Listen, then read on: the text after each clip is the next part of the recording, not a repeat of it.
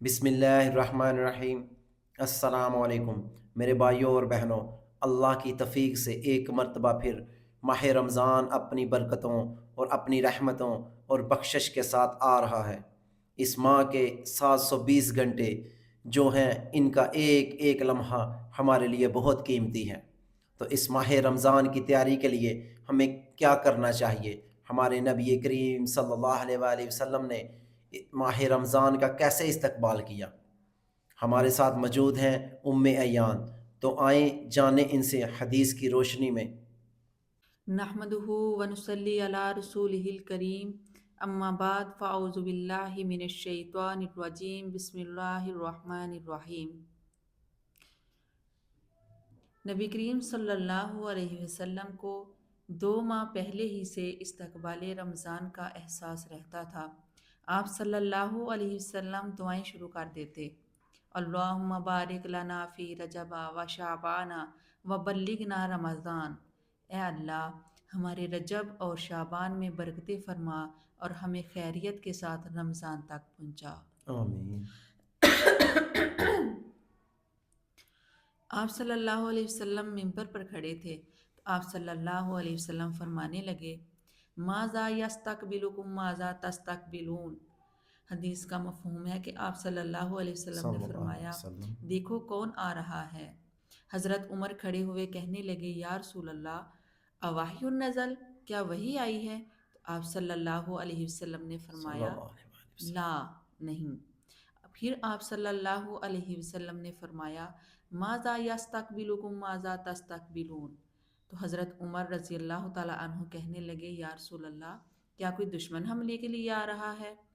تو آپ صلی اللہ علیہ وسلم نے فرمایا: لا، نہیں۔ پھر آپ صلی اللہ علیہ وسلم نے فرمایا: صلی اللہ علیہ ماذا وسلم۔ یستقبلکم ماذا تستقبلون۔ تو حضرت عمر کہنے لگے: یا رسول اللہ، تو پھر کون آ رہا ہے؟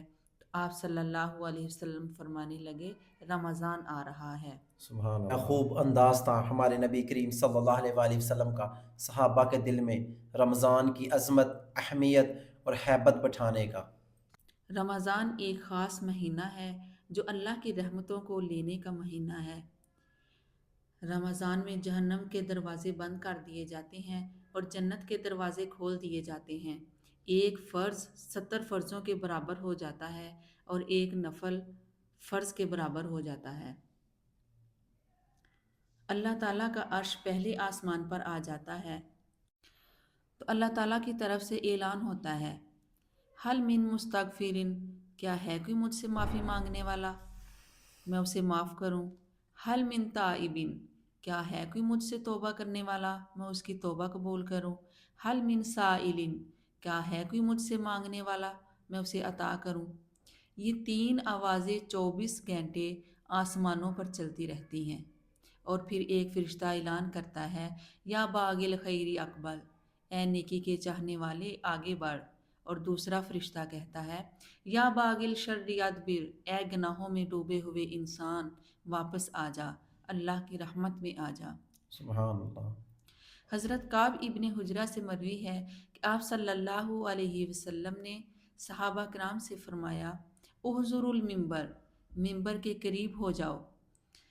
صحابہ کہنے لگے: فحضرنا، ہم حاضر ہو گئے۔ فلم مرتقى درجۃ قال آمین، جب آپ صلی اللہ صلی علیہ اللہ علیہ وسلم نے وسلم۔ پہلی سیڑھی پر قدم رکھا تو فرمایا آمین۔ پھر آپ صلی اللہ علیہ وسلم نے دوسری سیڑھی پر قدم رکھا تو فرمایا آمین۔ پھر تیسری سیڑھی پر قدم رکھا تو فرمایا آمین۔ فلما نزل، جب آپ صلی اللہ علیہ وسلم خطبہ دے کر نیچے اترے: قلنا یا رسول اللہ لقد سمینا منک الیوم شیئا ما کننا نسمع، تو صحابہ کرام فرماتے ہیں: ہم نے کہا یا رسول اللہ، ہم نے صلی آج اللہ سے علیہ پہلے وسلم۔ آپ کی زبان مبارک سے ایسے الفاظ نہیں سنے۔ تو آپ صلی اللہ علیہ وسلم نے فرمایا: جبرائیل علیہ السلام میرے پاس آئے اور انہوں نے کہا: بڑا بے نصیب ہے وہ انسان جس نے ماہ رمضان کو پایا اور اپنی بخشش نہ کروا سکا۔ تو اللہ میں نے کہا آمین۔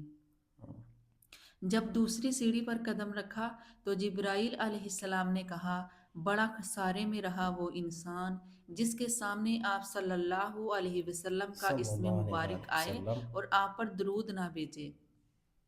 پھر تیسری سیڑھی پر قدم رکھا تو جبرائیل امین نے کہا، بڑا محروم القسمت ہے وہ انسان جس نے اپنے ماں باپ کو بڑھاپے میں پایا یا ان دونوں میں سے ایک کو بڑھاپے میں پایا تو ان کی خدمت کر کے جنت میں نہ جا سکا۔